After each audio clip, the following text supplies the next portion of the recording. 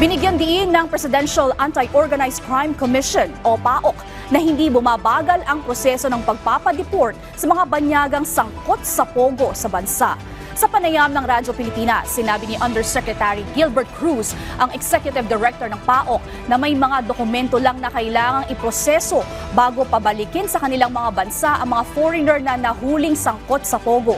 Masusi aniyang tinitiyak ang pagkakakilanlan ng mga ito sa pagtutulungan ng National Bureau of Investigation, Bureau of Immigration at iba pang ahensya. Sa ngayon, ayon kay Undersecretary Cruz, nasa 1,000 ang mga banyagang ito na karamihan ay mga Chinese na sinundan ng Vietnamese at iba pang nationality.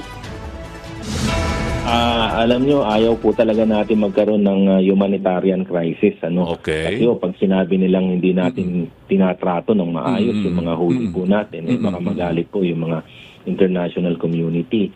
So tayo po ang nagpapakain nun, Sir Kiko. Pakain natin.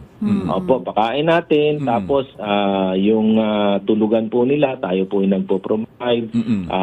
Sila po ay pag nagkakasakit po sila, Sir Kiko, actually, nung nakaraang buwan lang po, nasa 400 po yung pinadala natin sa ospital. Nagkaroon po kasi ng parang hawahan na nangyari ron, yung parang ubo-ubo. So, umabot po ng 400 yung pinadala natin sa ospital nung nakaraang buwan po. Tingin ko hindi naman po, parang mali po yung sinabi nila na yun.